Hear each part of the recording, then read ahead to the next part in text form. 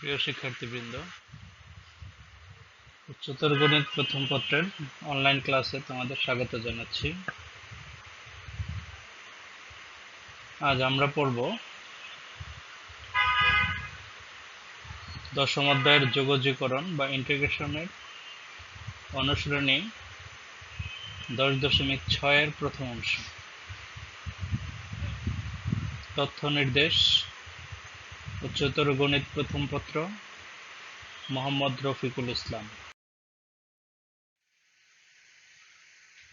আমি ডক্টর মোহাম্মদ আতাউল্লাহ, সহকারী অধ্যাপক গণিত, নবীনগর সরকারি কলেজ, ব্রাহ্মণবাড়িয়া।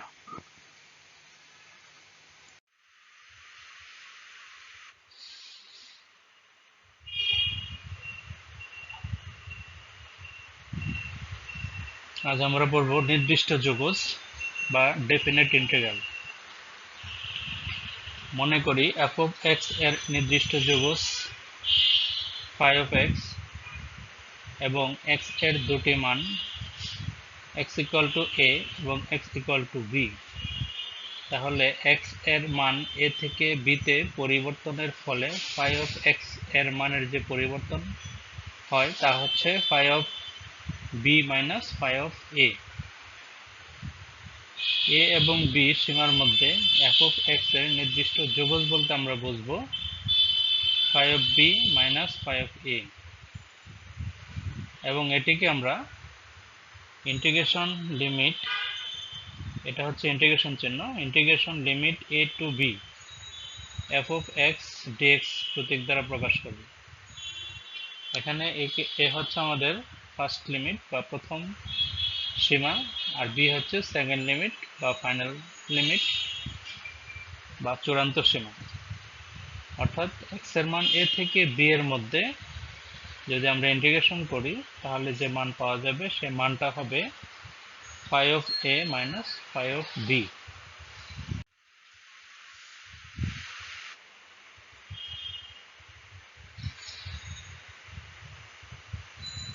a কে নিম্ন প্রান্ত বা লোয়ার লিমিট এবং b কে ঊর্ধ্ব প্রান্ত বা আপার লিমিট বলি। নির্দিষ্ট যোগজ নির্ণয়ের জন্য নিচের সূত্রটি ব্যবহৃত হয়।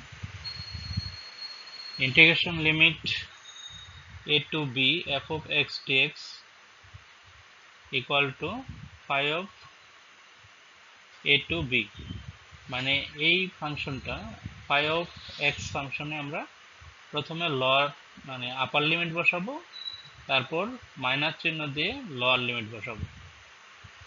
চূড়ান্ত সীমা যে মান সে মানটা আগে বসাবো, আর স্টার্টিং পয়েন্ট যেটা সেটাকে আমরা পরে বসাবো। এখানে phi of x হচ্ছে integration of f of x dx। আমরা ইতিপূর্বে যে সমস্ত ইন্টিগ্রেশন করেছি সবগুলোই ছিল এই ধরনের অনির্দিষ্ট আকারের। এই চ্যাপ্টার থেকে আমরা এখন নির্দিষ্ট আকারের মানে চলকের নির্দিষ্ট মানের জন্য ইন্টিগ্রেশনটা করব।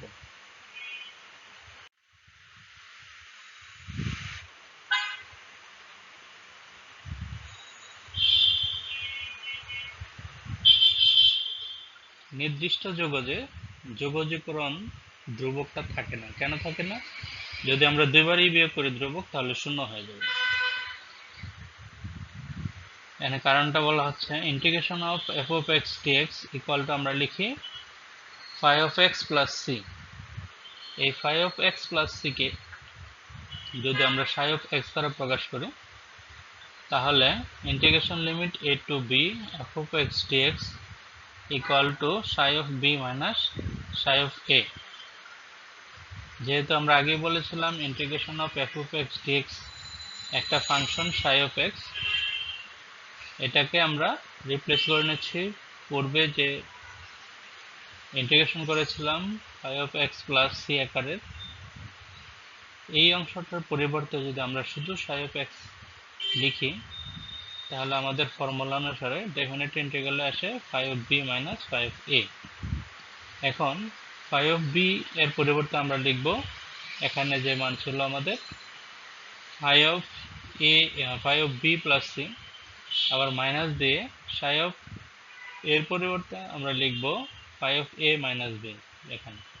এখন যদি এই ব্র্যাকেট তুলে দিই আমরা, তাহলে বিয়োগ করলে c এবং c কেটে যাবে, যে কারণে আমাদের ডেফিনিট ইন্টিগ্রালে এই c এর প্রয়োজন নেই। c দিলেও যা হবে, না দিলেও তা হবে, এই c এর কোনো মূল্য থাকে না, যে জন্য আমরা ডেফিনিট ইন্টিগ্রালের ক্ষেত্রে c ব্যবহার করব না। যেমন উদাহরণস্বরূপ integration limit 0 to 2 x dx একে যদি ইন্টিগ্রেশন করি তাহলে হচ্ছে x square by 2 plus c। এখন আমরা মান বসাবো 0 থেকে 2 সীমার মধ্যে। প্রথমে যদি আমরা এখানে 2 বসিয়ে দিই, উপরে 2 আর পরে x এর পরিবর্তে এখানে আমরা যদি 0 বসাই, তাহলে আমাদের যে মান আসছে, এখানে আসছে 2 প্লাস c, এখানে আসবে 0 প্লাস c। তাহলে দেখা যাচ্ছে যে c আর c কেটে যায়, শুধু এখান থেকে এই দুইটার অংশ থেকে আমরা যা পাবো সেই দুইটা, যেমন 2 এবং 0 আর বিয়োগফল হচ্ছে 2, সেই 2 পাচ্ছি। c দুইটা প্লাস মাইনাস চিহ্ন নিয়ে আসে বিদায় এখান থেকে কেটে যাবে, তাই আমরা পরবর্তীতে এই c এর ব্যবহার করব না।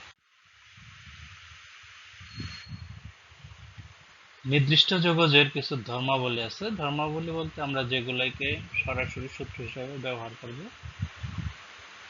তার আবার প্রমাণও করা যায়। ধর্মাবলী হচ্ছে integration limit a to b f of x dx equal to minus integration limit b to a f of x dx। অর্থাৎ এই ডেফিনিট ইন্টিগ্রালের যদি আমরা লিমিট পরিবর্তন করে দিই তাহলে একটা চিহ্ন মাইনাস আসবে। এখানে আপার লিমিটকে লোয়ার লিমিট করে দিচ্ছি, আর লোয়ার লিমিটকে আমরা আপার লিমিট করে দিচ্ছি, যে জন্য এখানে একটা মাইনাস চিহ্ন আসে। তার প্রমাণ আমরা এখানে দেখতে পারি, বা বইতে প্রমাণ আছে, সেটা দেখে নিতে পারি আমরা খুব সহজে। 2 number, integration limit a to b f of x dx equal to integration limit a to c f of x dx plus c to b f of x dx।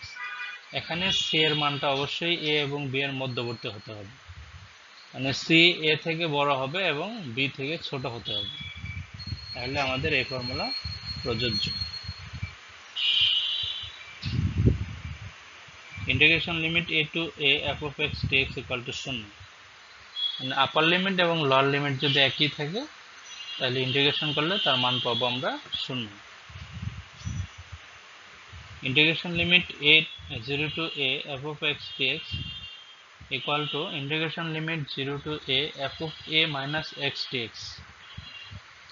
এখানে দেখা যাচ্ছে 0 থেকে a সীমার মধ্যে f of x ফাংশনকে যদি integration করা হয়, যে মান পাওয়া যায়, f of x ফাংশনে a মাইনাস x বসিয়ে ইন্টিগ্রেশন করলে একই মান পাওয়া যাবে।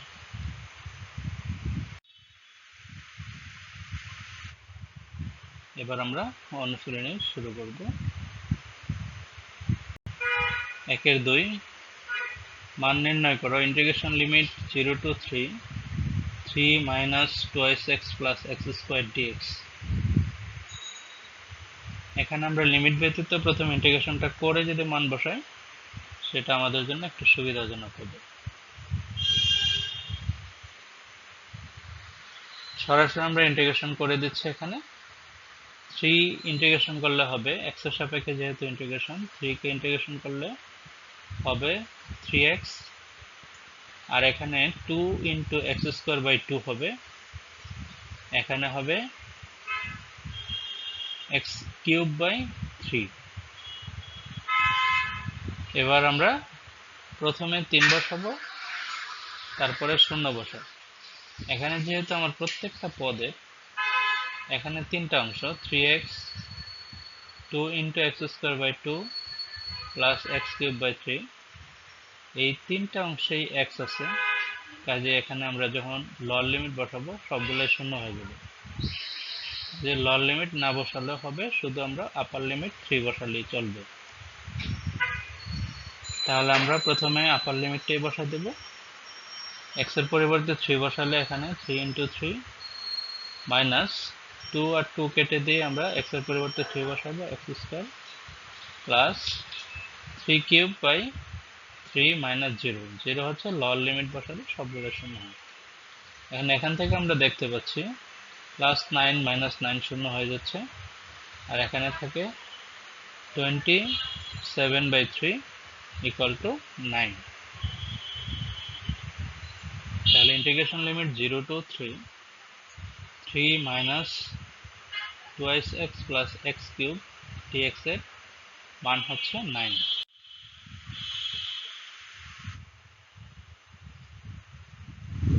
4/2 মান নির্ণয় করো। Integration limit 0 to π/2 sin square x dx। এখানে sin স্কয়ার আছে, sin স্কয়ার থাকলে আমরা জানি ইন্টিগ্রেশন করা যায় না, কাজেই এই পাওয়ারকে লিনিয়ার করে নিতে হবে বা সরল করে নিতে হবে। এই পাওয়ার পরিবর্তনের জন্য আমরা একটা হাফ গুণ করে 2 sin স্কয়ার x লিখব। আমরা জানি 2 sin square x equal to 1 minus cos 2x। এবার ইন্টিগ্রেশন করা যাবে, যেহেতু sin cos বা ত্রিকোণমিতিক ফাংশনের উপর পাওয়ার থাকলে ইন্টিগ্রেশন করা যায় না, আমরা সেই পাওয়ারকে সরানোর জন্য এখানে ফর্মুলা করে নিলাম। 2 sin স্কয়ার x হচ্ছে 1 মাইনাস cos 2x। এখন এই অংশটাকে ইন্টিগ্রেশন করা যাবে। 1 কে ইন্টিগ্রেশন করলে হবে x, আর cos x হবে মানে cos 2x হবে sin 2x/2। তাহলে এখানে 1x হয়ে গেল, আর cos 2x এর জন্য হচ্ছে sin 2x, 2x এর জন্য একটা নিচে 2 আসবে, সেই 2টাকে আমরা এখানে হাফ আকারে লিখছি। লিখে এবার লিমিট বসাবো। আপার লিমিট π/2 বসাবো এখানে, এবং এখানে বসানোর পরে মাইনাস দিয়ে আবার 0 বসাবো। 0 বসালে এখানেও শূন্য হয়ে যাবে, কাজেই 0টার মান আমার থাকবে না। তাহলে প্রথমে আমরা হাফ কমন রেখে x এর পরিবর্তে π/2 বসালাম, minus half into sine 2 into π/2 মানে সাইন পাই। সাইন পাই মানে হচ্ছে 180 ডিগ্রি সাইনের মান হলে শূন্য হয়ে যায়, কাজেই এখানে থাকবে শুধু π/4।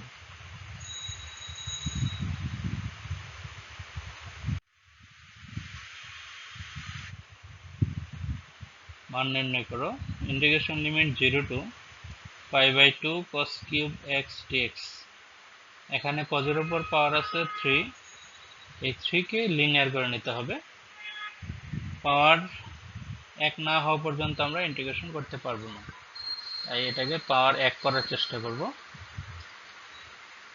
এখানে cos কিউব কে আমরা 1/4 × 4 লিখে দিচ্ছি। 4 cos কিউবের সূত্র আমাদের জানা আছে। 4 cos কিউব ইকুয়াল টু হচ্ছে cos 3x plus 3 cos x, সেই সূত্র লিখে দিলাম। এখন আমার কোথাও এখানে পাওয়ার নেই, ত্রিকোণমিতিক ফাংশনের পাওয়ার নেই, কাজে এটাকে ইন্টিগ্রেশন করা যাবে। তাহলে cos 3x কে ইন্টিগ্রেশন করলে হবে sin 3x/3, আর এখানে ইন্টিগ্রেশন করলে হবে sin x, 3 × sin x। তাহলে 1/3 sin 3x plus 3 sin x, এর মধ্যে লিমিট বসাবো। আপার লিমিট π/2 আর লোয়ার লিমিট 0। লোয়ার লিমিট বসালে 0 হয়ে যাবে, কাজে এটা নিয়ে আমাদের কোনো চিন্তা করার প্রয়োজন নেই, শুধু আপার লিমিটটা একটু হিসাব করে বসাতে হবে। এখানে হচ্ছে sin 3π/2 sin π/2। এখন sin 3π/2 270 ডিগ্রি, এই 270 ডিগ্রির মান কত আমাদের সেটা জানতে হবে, এবং sin 90 ডিগ্রি মান কত। sin 270 ডিগ্রি হচ্ছে -1, আর 90 ডিগ্রি হচ্ছে +1। বসালে আমরা এখানে পাচ্ছি -1/3 প্লাস 3। তাহলে এখানে হচ্ছে আমাদের 8/3, আর এখানে আছে 1/4। গুণ করে দিলে আমরা এখানে পাবো 2/3।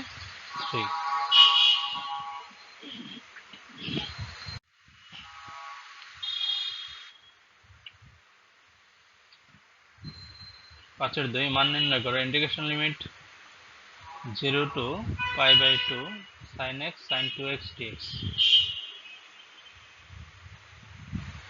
এখানে দুটাই সাইন আছে, দুটো সাইন গুণ আকারে যখন থাকে তখন আমরা ধরে নিতে পারি যে cos c minus cos d থেকে এই গুণটা আসছে।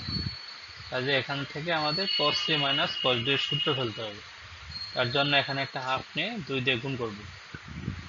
এখানে একটা হাফ নিয়ে 2 দিয়ে গুণ করে দিচ্ছি, 2 sin 2x sin x।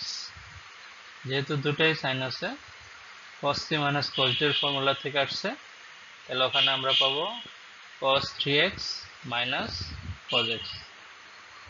এটুকুর পরিবর্তে cos 3x নয়, আগে হবে মাইনাসটা, cos 2x মাইনাস x, তারপরে minus cos 2x plus x। তাহলে এখানে আমরা পাবো cos x minus cos 3x। এবার আমরা এটাকে ইন্টিগ্রেশন করে দিতে পারবো। এখানে sin x আর এখানে হচ্ছে 1/3 sin x। এবার মান বসাবো, sin 90 ডিগ্রি sin 270 ডিগ্রি, মানে এক সমকোণ, এখানে হচ্ছে 3 সমকোণ, তাহলে এখানে হচ্ছে 1 আর এখানে হচ্ছে -1। তাহলে আমরা পাচ্ছি এখানে 1 আর এখানে আছে এই টোটালটা এইটুকু যেহেতু -1, তাহলে -1/3 সাথে গুণ করে +1/3 হয়ে গেল। তাহলে এখান থেকে আমরা পাচ্ছি 4/3 ইন্টু হাফ 2/3।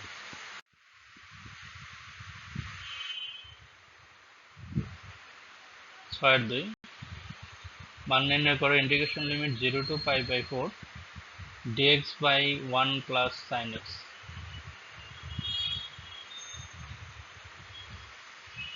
যা ছিল তাই লিখলাম, লিখে এখন এটাকে সরল করার জন্য উপরে নিচে আমরা 1 minus sin x দিয়ে গুণ করব।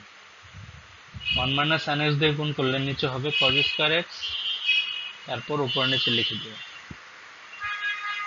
নিচে cos square x, এবার লিখব 1 by cos square x মানে sec square x, আর এখানে sin x by cos x, এখানে হবে sin x by cos x into 1 by cos x মানে tan x sec x। তাহলে আমরা পাচ্ছি এখান থেকে sec square x আসবে আর এখান থেকে আসবে tan x sec x। এবার ইন্টিগ্রেশন করে দিতে পারি, sec square x হচ্ছে tan x আর sec x tan x হচ্ছে ইন্টিগ্রেশন করলে sec x। এবার আপার লিমিট বসাবো এবং লোয়ার লিমিট বসাবো। আপার লিমিট বসালে হচ্ছে tan π/4 minus sec π/4 minus tan 0 sec 0। তাহলে এখান থেকে আমরা পাচ্ছি tan 45 ডিগ্রি মান 1 আর sec 45 ডিগ্রি মান হচ্ছে √2 মাইনাস এখানে sin 0 এর মান 0 আর sec 0 এর মান হচ্ছে 1, মাইনাস মাইনাসে গুণ হয়ে প্লাস হয়ে যাবে। তাহলে এখানে আমরা পাচ্ছি কত, 1 আর 1 2 মাইনাস √2।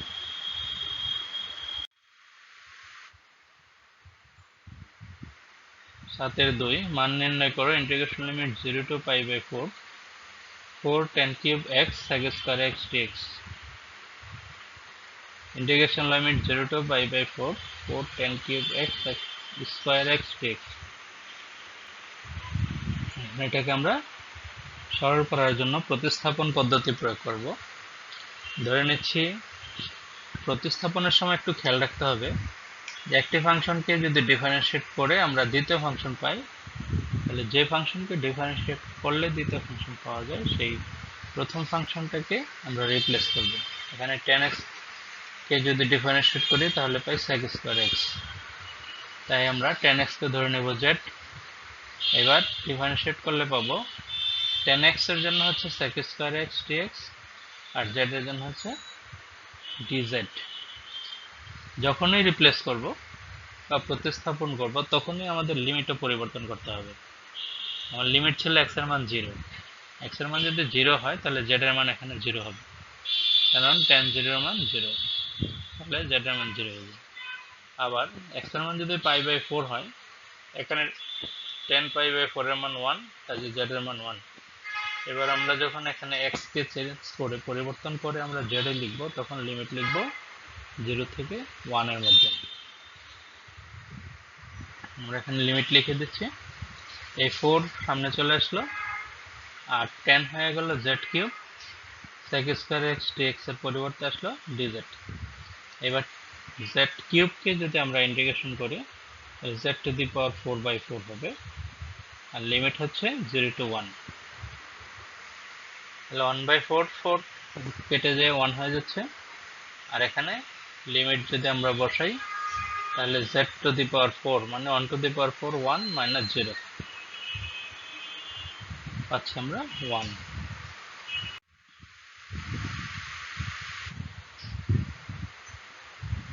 মান নির্ণয় করো, integration limit 0 to 1 1 plus x by 1 plus x square dx।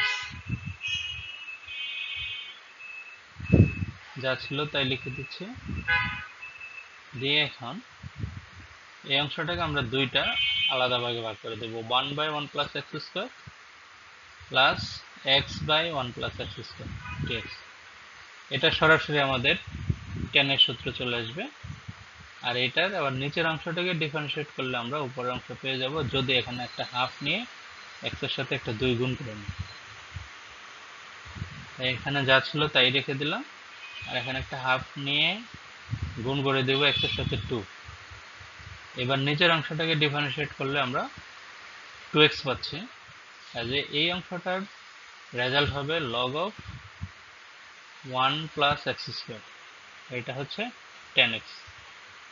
তাহলে এখান tan inverse x, তাহলে এখান থেকে আমরা পাচ্ছি tan inverse x limit 0 to 1 plus half of natural log within mod 1 plus x square limit 0 to 1।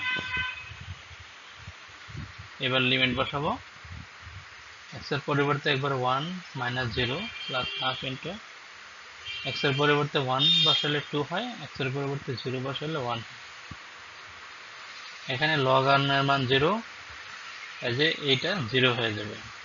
তাহলে আমাদের থাকছে কত, tan inverse 1 হচ্ছে pi/4 plus half into natural log of 2। 2 যেহেতু ধ্রুব সংখ্যা, কাজে এখানে আর মড রাখার প্রয়োজন নেই, আমরা natural log of 2 লিখে দেব।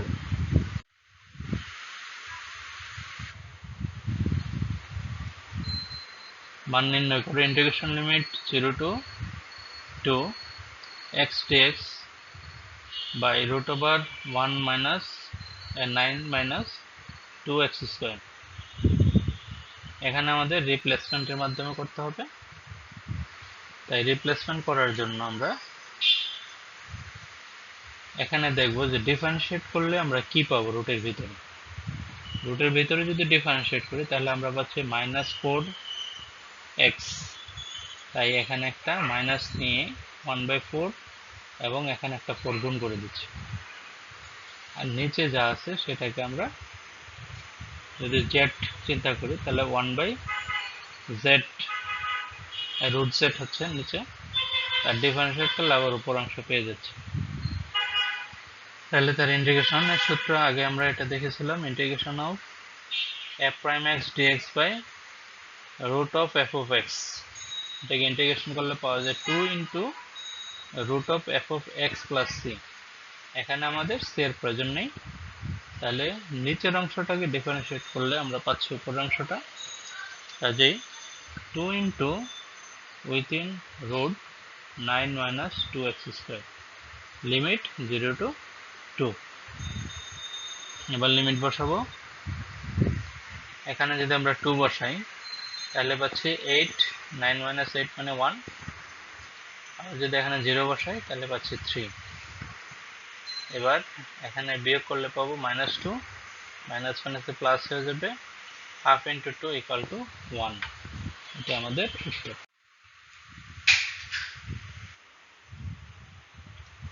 মান নির্ণয় করে, integration limit 0 to pi/2 cos cube x root of sin x dx। বেশ কয়েকবার এসছে, এটা খুব ইম্পর্টেন্ট মনে হচ্ছে। যা ছিল তাই লিখলাম। এখানে আমাদের সেই রিপ্লেসমেন্টে যেতে হবে। রিপ্লেসমেন্ট যাওয়ার আগে একটু আমরা এখানে কায়দা করে নেব। তো এক্স কিউবকে লিখলাম, কস কিউবকে লিখলাম কজ এক্স, আর এখানে লিখলাম cos square x.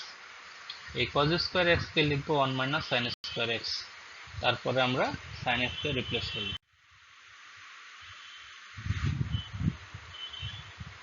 Cos square হচ্ছে 1 মাইনাস সাইন স্কোয়ার, রুটের ভিতরে সাইন ছিল। এবার কজ এক্স ডিএক্স ধরে নিচ্ছি আমরা sine x equal to z, তাহলে cos x dx এই অংশ ইকুয়াল টু হচ্ছে dz। এবার লিমিট বসাবো। x এর মান যদি 0 হয় তাহলে sin 0 এর মান 0, ফলে z এর মান 0 হবে। আর x এর মান যদি π/2 হয় তাহলে sin π/2 ইকুয়াল টু 1, তাহলে z এর মান হচ্ছে আমাদের 1।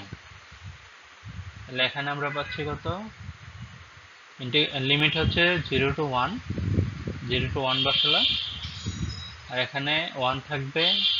সাইন x হচ্ছে z, তাহলে এখানে z স্কয়ার, আর এখানে sin x হচ্ছে z, তাহলে z to the power half. এবার আমরা এটুকু গুণ করে দেব। গুণ করে দিলে পাচ্ছি আমরা z to the power half into z to the power 5/2, z to the power half, z to the power 5/2। এবার এখানে ইন্টিগ্রেশন যদি করে দিই তাহলে হাফের সাথে একটা 1 যোগ হবে ডিভাইডেড বাই হাফ প্লাস 1, এখানে 5/2 এর সাথে একটা 1 যোগ হবে, আর নিচে 5/2 প্লাস 1, তাই লিখলাম আমরা। হাফের সাথে যদি 1 যোগ করি তাহলে 3/2, 3/2/3/2, এবং 3/2 নিচে না লিখে উপরে লিখলে আমরা 2/3, জাস্ট বিপরীত করে লিখব। একই কারণে এখানে সেই 5/2 এর সাথে 1 যদি যোগ করি তাহলে 7/2 হয়। 7/2 ঠিক আছে, নিচেরটাকে আমরা উপরে লিখতে হলে 2/7 আকারে লিখব। এবার লিমিট বসাবো। এবারও শূন্য বসালে শূন্য হয়ে যাবে, কাজে সেটা নিয়ে আমাদের ভাবার কিছু নেই। শুধু z এর পরিবর্তে 1 বসালে এখানে পাচ্ছি 2/3 মাইনাস 2/7, তাহলে এখানে হচ্ছে 21/8। ধন্যবাদ দীর্ঘ সময় মনোযোগ দিয়ে ক্লাসটি দেখার জন্য। পরবর্তী ক্লাস পর্যন্ত সবাই এই করোনার মহামারীতে স্বাস্থ্যবিধি মেনে চলবে এবং নিজে ও অন্যকে মাস্ক পরতে উৎসাহিত করবে। এভাবেই আমরা সবাই সুস্থ থাকব, নিরাপদে থাকব। পরবর্তী ক্লাসে আবার কথা হবে সে প্রত্যাশায় আজ এখানে শেষ করব। আল্লাহ হাফেজ।